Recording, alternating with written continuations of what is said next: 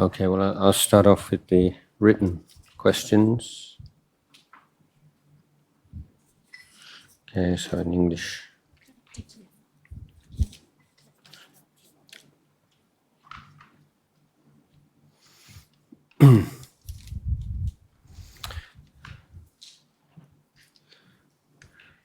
Yes, so if you don't want to ask directly, prefer to write your question down and send it to the front, then whatever's most comfortable for you. So the first question, like really big question, what is the purpose of life? Okay.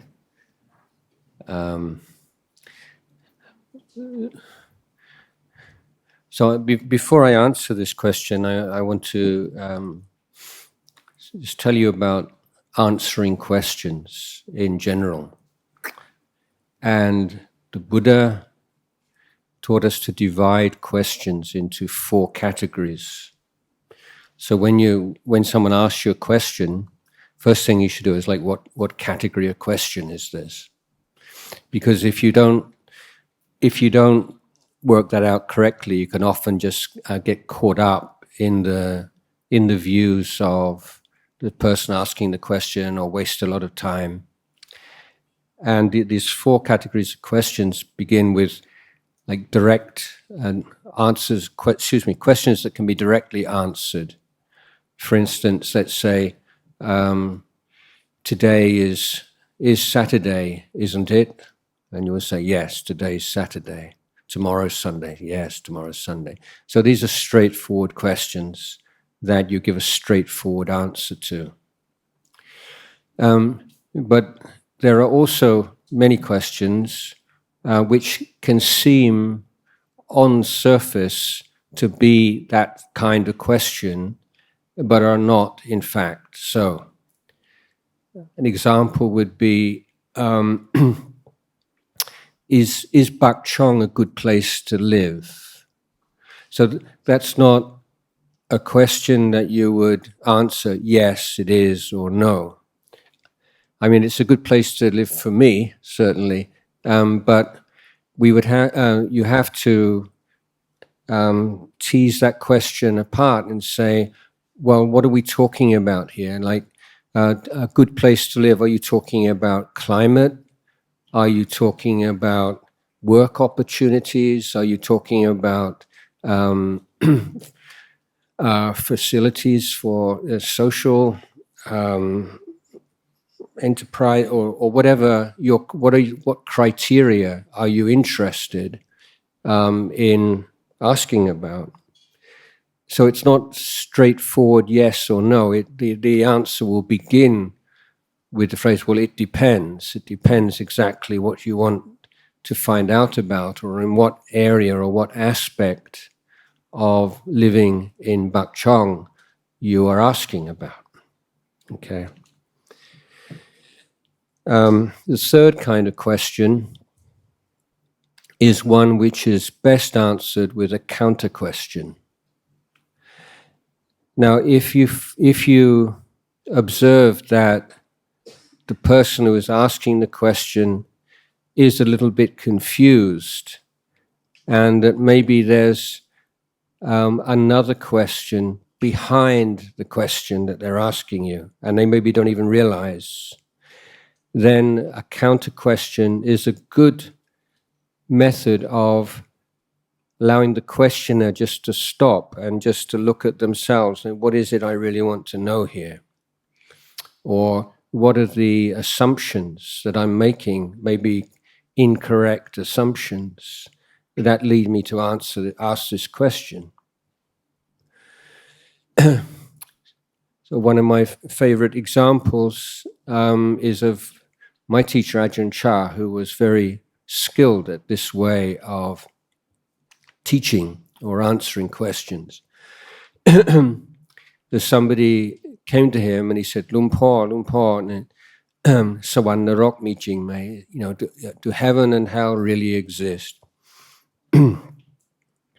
And อันนี้เอาเป็นภาษาไทยนี่หลุงพ่อก็ตอบว่า ถ้าหลวงพ่อตอบจะเชื่อไหมอย่างคนบอกเชื่อครับเชื่อหลวงพ่อครับเชื่อแล้วหลวงพ่อก็ได้พูดตอบว่าถ้าโยมเชื่อหลวงพ่อโยมก็โง่สิเนี่ยยิ่งงงใหญ่งงโง่ได้ยังไงโง่เพราะอะไร So he says, do you believe in heaven and hell? And he said, if I told you, would you believe me? Oh, yes, of course I believe you.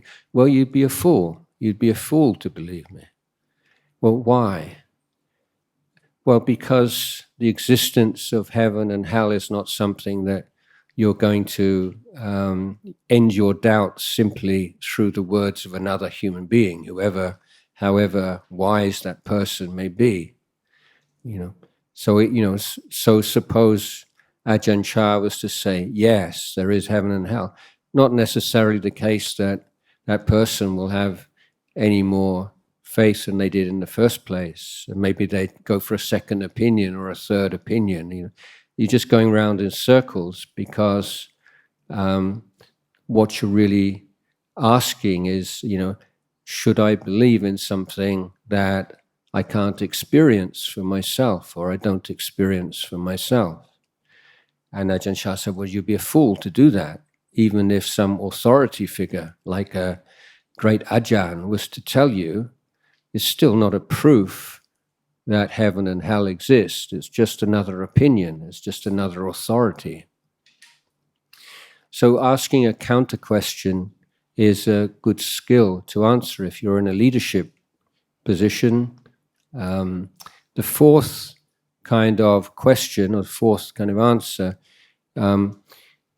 this is when someone comes to you with some kind of agenda, or they've already decided, or they're just kind of trying to test you out or check you out in some kind of way. There's some kind of game going on.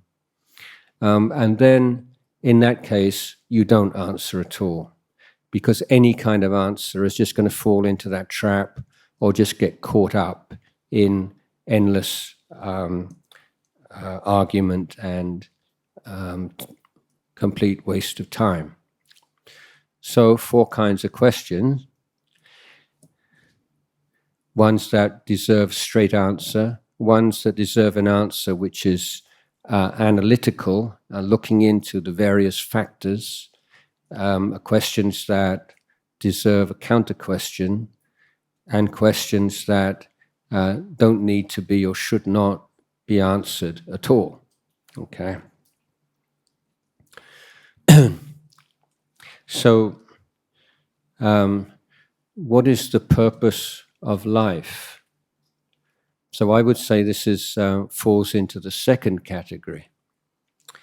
And the reason is that there's a very ambiguous word in that question, which is life. So what are we talking about here? We're talking about, the existence of the universe, or are we talking about human life? What life are we talking about? Are we talking about life generally or life specifically, one person's life? Is there such a thing as life? Because this is the assumption of the question. There is this thing called life, and this thing has a purpose. That's a very complex philosophical idea, isn't it? And it's not one that I would go along with. I don't think there is such a thing as life. Let's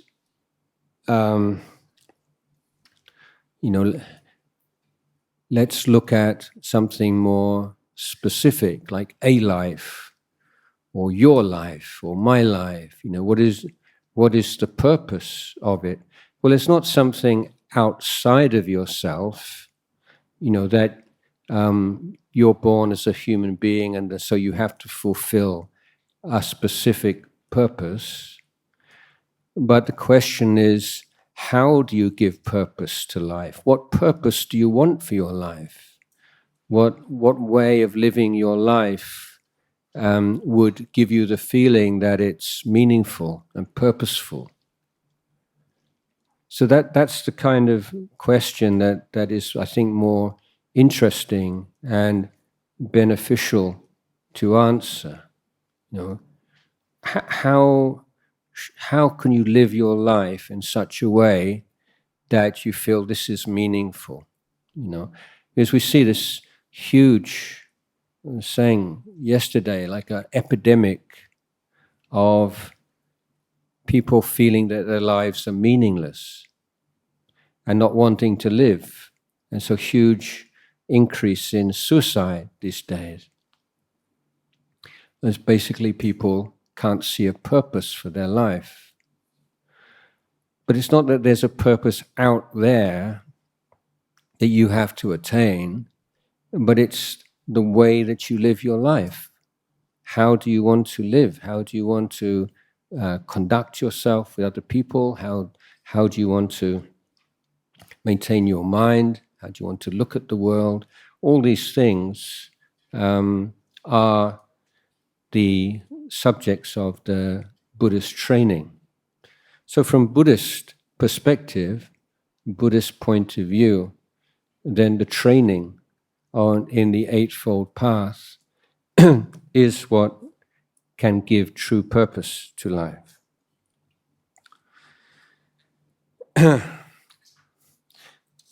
And the second question is Thai. So it's Chak Na Mi Jing Mai. So maybe I'll answer a bit in English, a bit in Thai. So yesterday, in the evening talk, if you remember, I was pointing out the important differences between a wisdom or an education form of religion like Buddhism and a belief system religion such as Christianity or Islam. And one of the key differences is the attitude towards faith and belief. And one of the most inspiring teachings of the Buddha that I came across as a young Buddhist appears where the Buddha points out that believing in something is not a proof that what you believe in has to be true. So this, for someone coming from Western background, this is just incredible kind of revelation. Oh yes, of course. Because in the West, there's this kind of circular thinking. Is like, this is true. And you say, well, how do you know it's true? And they say, the moment I listened to it, the moment I read it, I just knew, yeah, this is true. But that's not knowing. Not in the Buddhist sense. What you mean is you believe, you had a strong emotional reaction. You believe in it.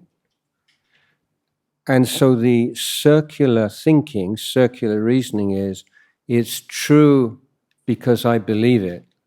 And I believe it because it's true. And this is why you get so much conflict between different religions of the belief system kind. Because they believe that because they have such a strong belief, it must be true. And they can only believe like this because it's true, and it's true because they believe like this. So talking with someone who has that kind of mindset is never going to be very easy. So the Buddha said, but is it not possible to believe in something which is not true? You have to answer yes, of course. We can all think of examples of people who, for one reason or another, believe in things which are not true.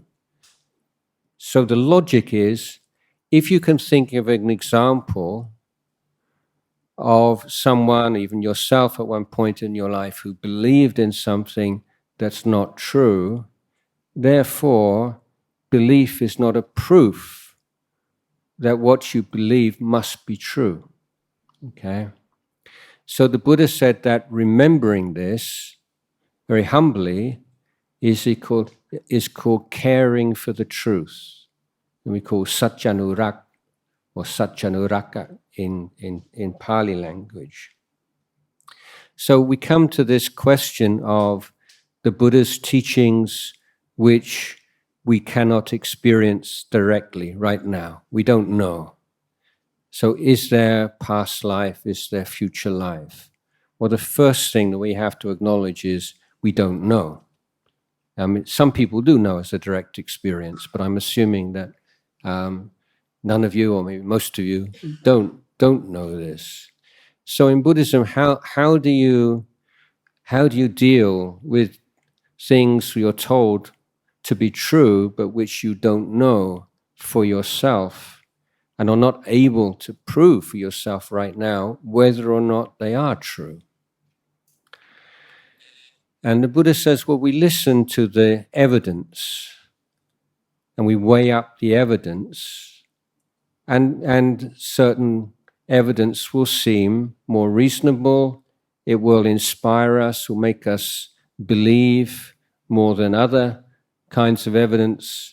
And so we have a belief which is humbly based upon evidence supporting it, but not saying because there is all this evidence supporting it, it must be true. So this is where people look at Buddhism, through Western eyes. People say, oh, Buddhism's a religion where they believe in rebirth. It's like this is your keynote belief as a Buddhist, assuming that Buddhism is a belief system religion. But Buddhism is not a belief system religion, but we have a teaching of rebirth. But as a Buddhist, we say, yeah, I believe in this, but I don't actually know whether my belief is correct or not. The reasons I believe are, one, the many teachings of the Buddha on this topic. And why I find that convincing is that of the many, many teachings of the Buddha, which I have been able to put to the test, have all turned out to be correct. And so I have a very strong trust in the wisdom of the Buddha. So my faith in rebirth is based upon trust in the Buddha's wisdom, based upon my efforts to put to the test those teachings which are accessible to someone like me. Secondly, there are all the recollections of past lives by great meditators who've developed very strong samadhi and have access to past life memories. Again, this is not something that you can prove, whether or not they're telling the truth, or whether or not they have been deluded. But we may say, well, I have trust in the wisdom and the integrity of the monks and nuns who say they have recollection of past lives. Thirdly, a more, a less specifically Buddhist support is the many cases of children throughout the world, not only in Buddhist or Hindu countries, who usually between the age of about 3 and 5 years old, who can remember past lives. Now, most of the academic work on this subject has been done in the University of Virginia, and because it's such a controversial topic, and because they're open to so much criticism and skepticism, the standard, the rigor with which they examine the evidence given by these children and their families is very high. And so far they have verified more than 2,500 cases throughout the world. And you can look these up. There are books written about it. So I think this is a very strong support for the belief in rebirth. And lastly, there are people who claim to recall rebirth under hypnosis. And if you ever have a chance to listen to any of the files, the tapes of this, it's really quite remarkable. So this is Buddhism in a nutshell, if you like. We're not saying, I believe it's in my book, therefore it must be true, I should believe it. If I didn't believe it, I wouldn't be a proper Buddhist. But Buddha is saying, make a distinction between what you know and what you believe. And if you can believe something, then have evidence supporting your belief. But don't say because the evidence is very convincing, therefore it must be true. So the question, chart na mi jing, go chart na ga chartก่อนก็เป็นอันหนึ่งอันเดียวกันใช่ไหมเป็นเรื่องของการวิ่นว่ายตายเกิด So the evidence, the people don't have so much precognition of lives to come, but there are many people, beginning with the Buddha himself, of course, who claim to have memories and to have insight into this process of rebirth. And as Buddhists, we say we find this reasoning very convincing.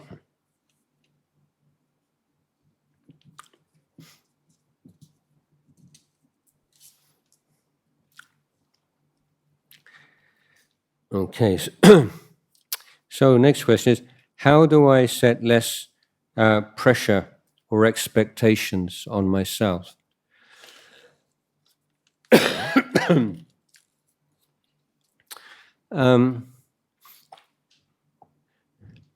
I think first of all, question is being honest with your own character, personality, and what motivates you most effectively. So for some people, making high demands upon themselves, expectations, works for them. And for other people, it's a disaster. There's no kind of one size fits all here. I think that the ideal is to be constantly pushing at your outside of your comfort zone. But you can compare it with physical exercise, that you gradually increase your capacity. You don't just go for it in one big effort from the beginning. You'll pull a muscle or have some kind of accident.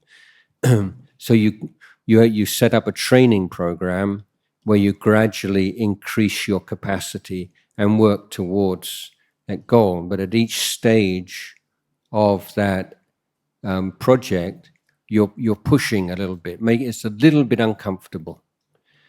So that sense of it's a little bit uncomfortable, not too sabai, that's a sign that you're growing. So if you put too much, you make too high expectations, then it's not very smart, because when you're unable to realize them, then you get filled with this sense of hopelessness. I'm hopeless. I never achieve anything, and you can get it caught up in a lot of negative perceptions and thoughts about yourself. So it's not so much that you're not capable, but you set unrealistic goals for yourself. So there are also healthy goals and unhealthy goals, and unhealthy goals are ones which are bound up with things like your status in society or fame or some kind of acceptance from other people. So these kind of goals are not based upon the effort itself, but how you want to be perceived by other people, how successful you want to be, how famous you want to be. So those are really poisonous kinds of expectations, and they're not simply a function of effort. They are defined by all kinds of conditions outside of your control.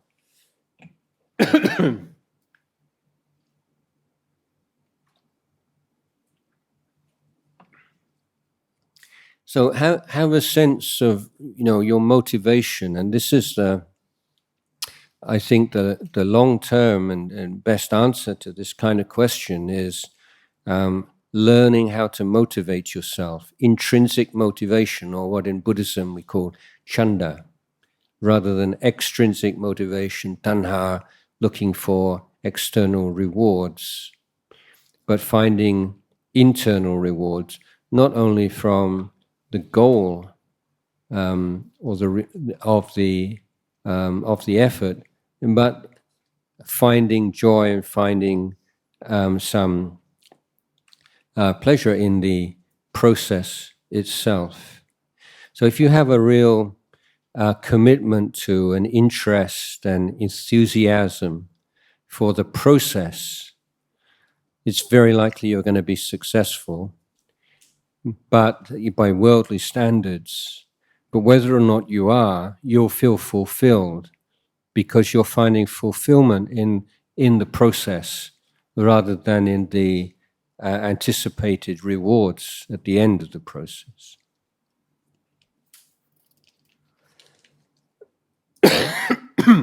Excuse me.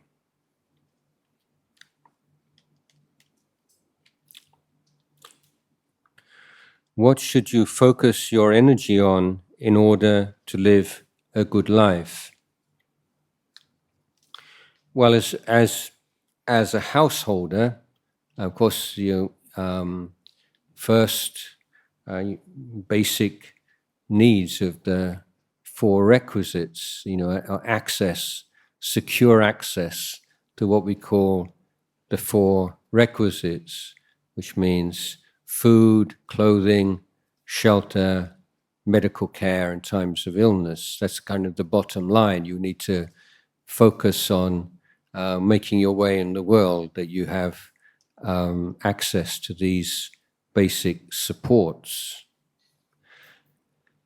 And if you look at any of the many studies done, many by United Nations, other kind of international bodies, of the relationship between money and a good life, happy life, you'll find that there's a very close link between increasing your income and your happiness. But then you reach a peak, and the peak is when you have a security of the four requisites of clothing and food and shelter and medical care and education, we probably add these days. But once you've got those, then increases in wealth do not correlate with increases in happiness. And so many studies have replicated this same kind of dynamic. So simply seeking to accumulate wealth is not a very smart way to live your life as a human being if your goal is to be happy, because there is no clear link between increasing your wealth after a certain level of comfort and increased happiness. The question is, well, who is happy anyway? I mean, who determines whether they're happy or not happy? It's the mind. So we need to obviously give some importance to the mind itself. We know that people who are living in quite difficult situations can often be quite happy and content, and people living in very privileged environments can be unhappy. So we call the external world supports, pachai, So these are things that support happiness, but they don't cause happiness. If the external comforts and luxuries and so on actually produced happiness, then there would be a very clear correlation. The happiest people in the world would be Elon Musk and Bill Gates and people like that, because they're the wealthiest. But that's not the case. So the inner dimension is obviously very important. And so a life which is, where should we focus our attention? You focus both on the external and the internal, on the life in the world and on the inner life. And we know there's so much emphasis and so much pull and towards the outer life that the most common mistake is to neglect the inner life. But the Buddha's never criticized householders, lay people, for pursuing wealth, trying to be successful in the world. Far from it. But the Buddha merely pointed out that without accompanying inner development, that the outer success will not produce the happiness that one is seeking for. So we're focusing on what really makes us suffer, what really makes us happy, what are the causes of happiness and suffering, and looking at ways to reduce the causes of suffering and increase the causes of happiness.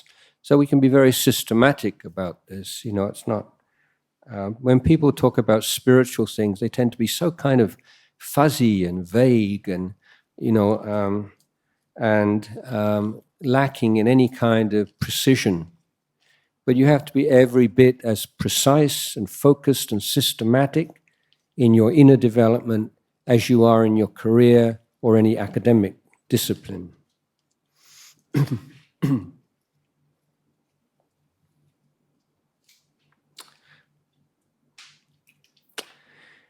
So how do I stop recurring thoughts? คิดวนไปวนมา ย้ำคิดย้ำทำ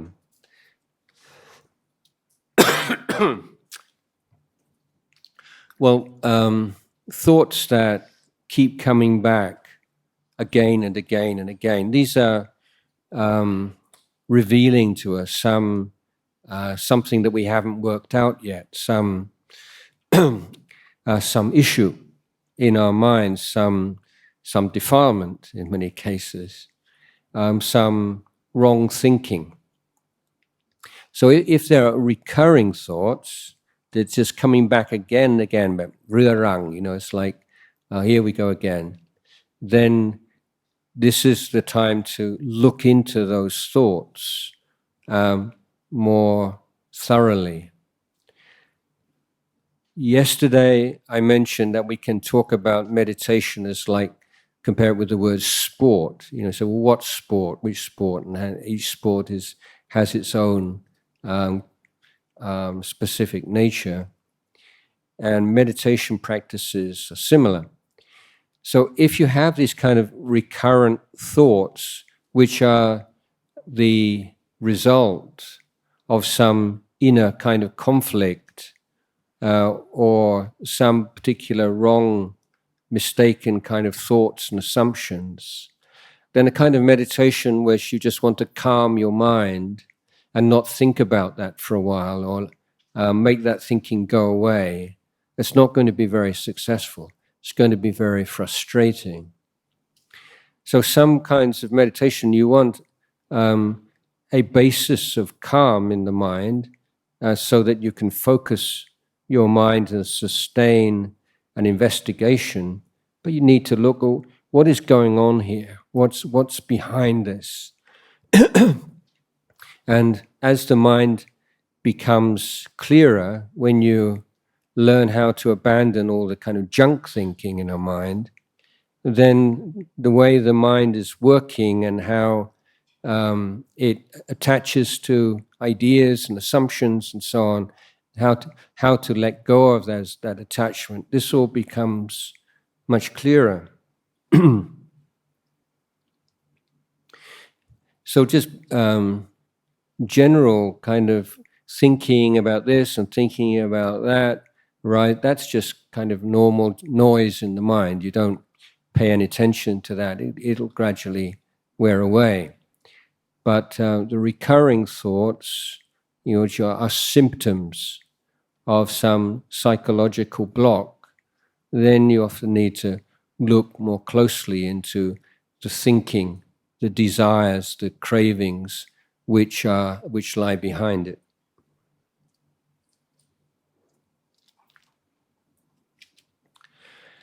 How do I stop comparing myself to others?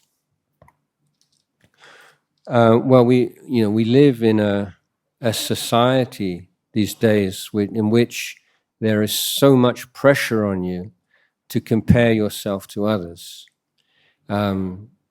Compare it even to 20 years ago or 30 years ago. The internet, social media, excuse me.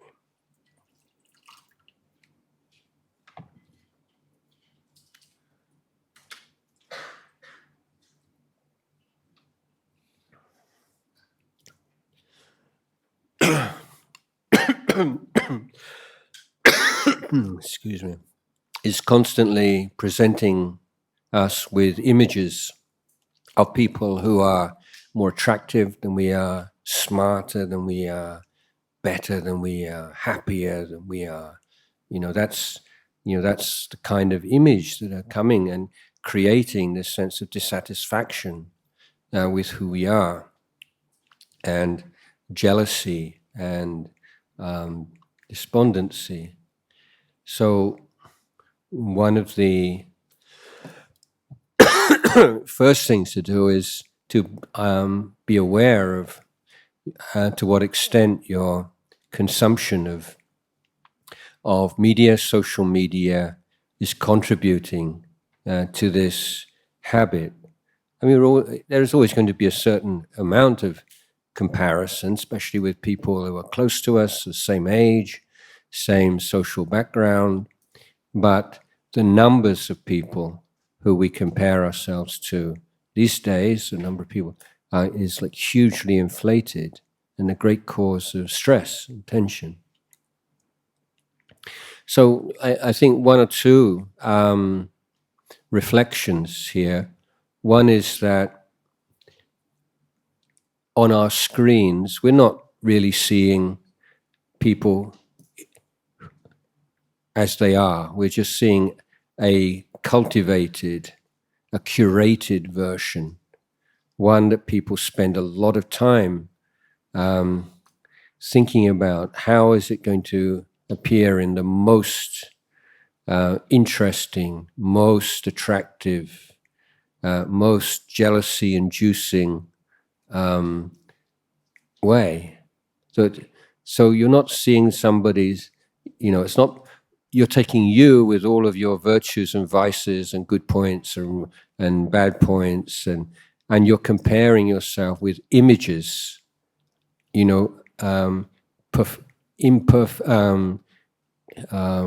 unreal, cultivated images of other people. So how could you possibly compete? So if you were to meet these people in the flesh and hang out with them for a bit, you'd probably find this tendency to compare yourself with them, maybe becoming a bit less.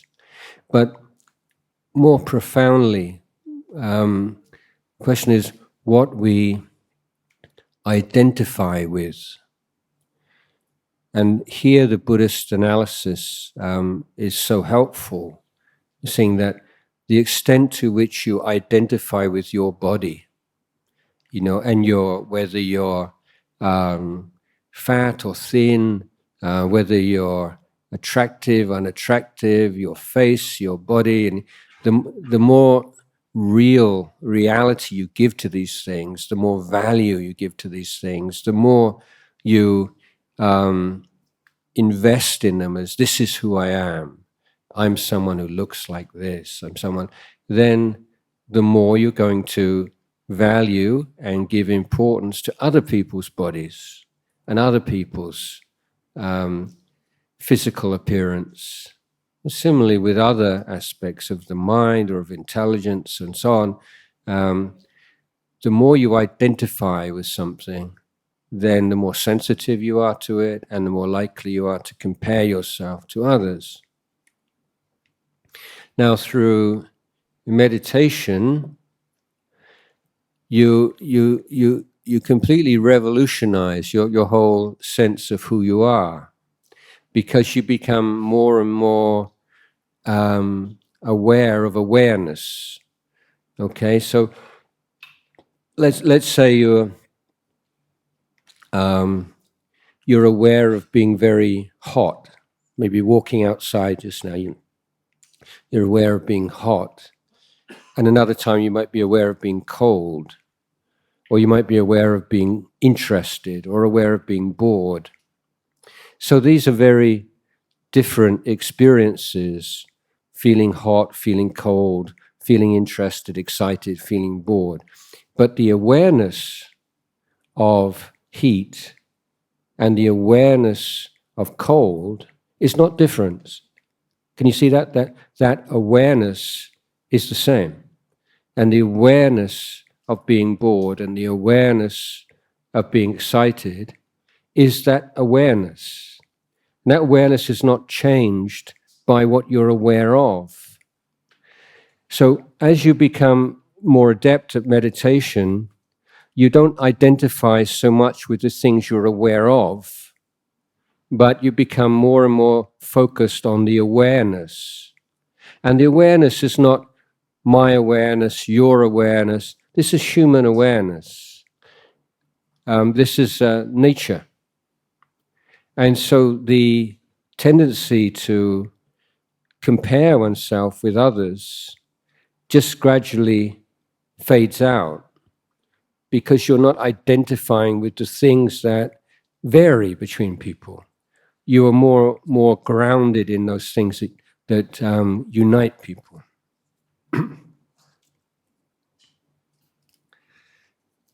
Okay.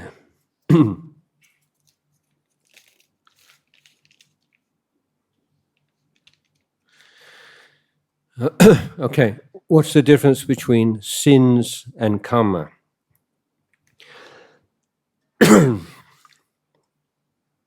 So I'm not sure what the questioner here means by sins. And sin is a very good example of the danger of using Western terms or terms from other religious systems to translate Buddhist terms. So if maybe I would assume sin here means bab. So it's like, bab means like bad kamma, basically. So bad kamma and kamma. Bab is one kind of kamma. But yesterday, again, I'm talking a little bit about belief system religion. So you have this idea that what is right and wrong and good and bad, all these distinctions are created by God. And you know what they are because they're written down in your holy book. And you have to believe in that and then not do the bad things and do the good things. Now, if you do the bad things, you're going to be punished. Why? Because this is God's morality, and God's told you to do something, and you've disrespected or disobeyed God, and God's going to punish you. And that's the underlying idea. But in Buddhism, we don't believe there's a God and a God who punishes and rewards people, and we say there is a universal law of Kamma, and actions have consequences.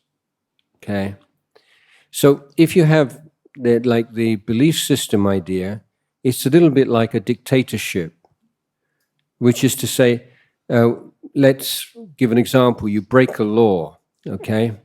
And that law would usually require you, say, to go to prison. But if you were able to have a direct call, direct link to the dictator and say, please let me off, I'll be good in future, and I'll do this and I'll do that for you, I won't disobey you in future. Maybe the dictator will say, okay, forget it. Because the dictator has that power. Because who goes to prison, who doesn't go to prison, ultimately it depends on the whims of the dictator. But in Buddhist idea, then there are laws of nature, and actions have consequences according to those laws of nature. And so there's nobody who can intercede for you, and prayers and ceremonies are not going to affect that. You can't get rid of old kamma through a ceremony. So the meaning of bad kamma or good kamma is a function of this law of nature. So if you act or you speak or you think in a way which is prompted by, motivated by defilement, by greed, hatred, delusion, then that's called bāp. Okay? And if you act, you speak, you think in a way which is not motivated by defilement, then it's Boon. It's something that makes the mind higher, more elevated, purer, and is a happiness that comes from that purity, which we call punya, Boon, or merit. So I'm assuming from this question that the word sins here means bāp rather than sin in the Christian sense. So shouldn't translate bāp as sin. It's a mistranslation. And it's a kind of kamma. It's bad kamma, and bad here means motivated by defilement.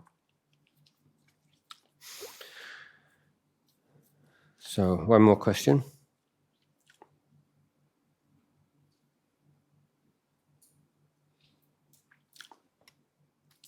Okay, why do some other religions, in brackets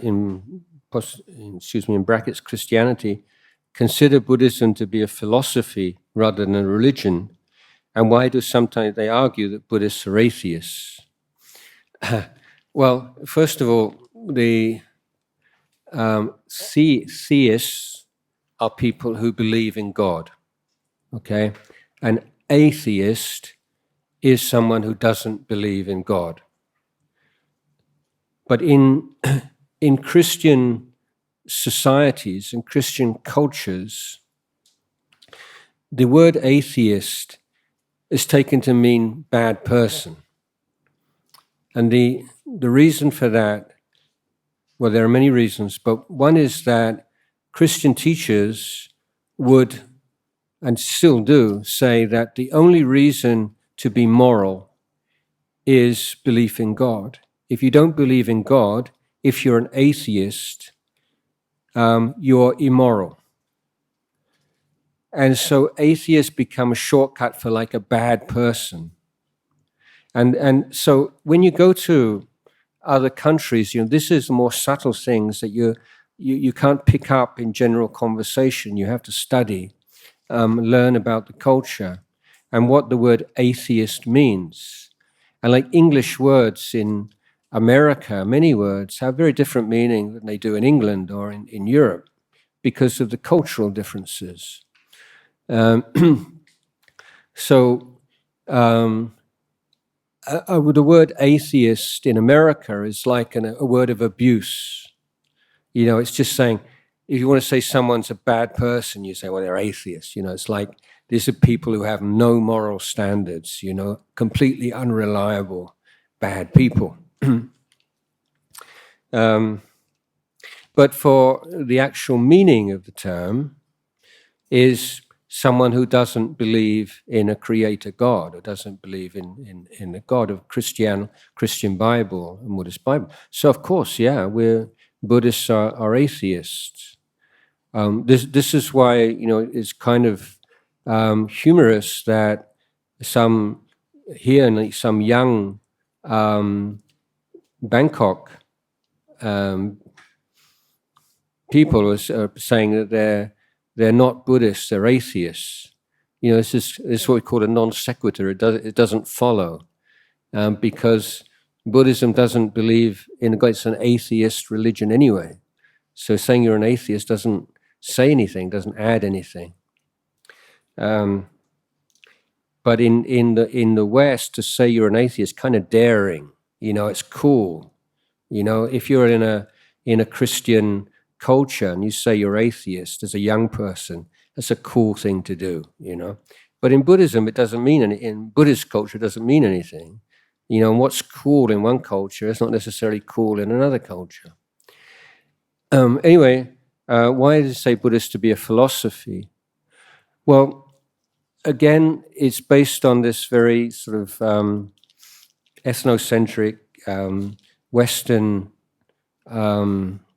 based worldview that religions require you to believe in dogmas.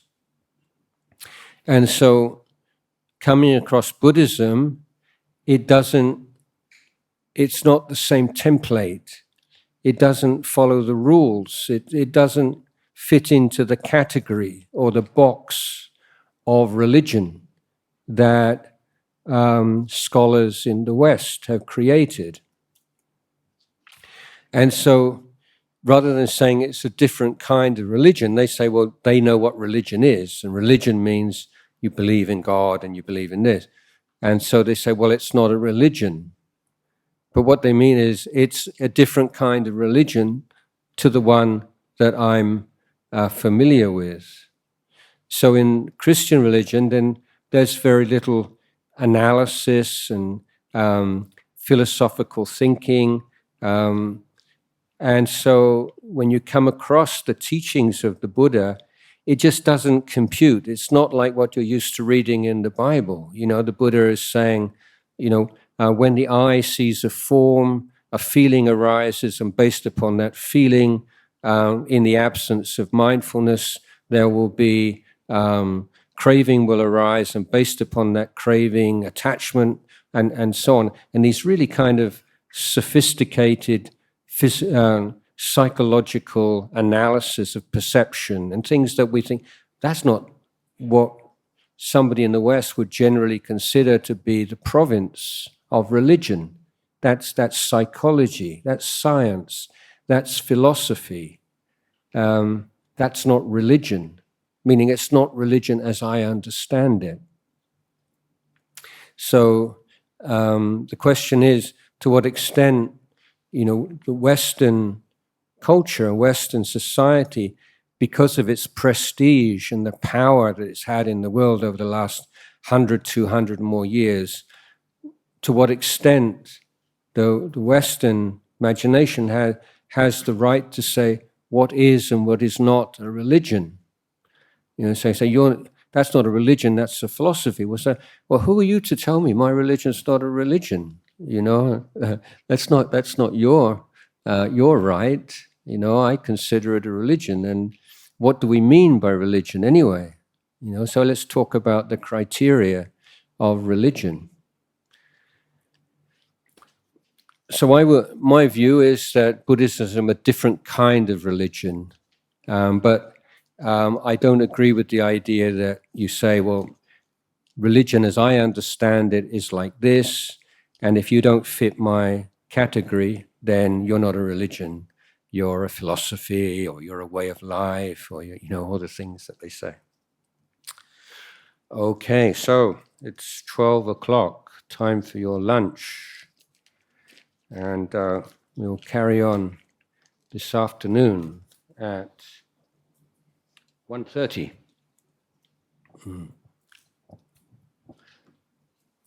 Let's bow to the Buddha and go our different ways.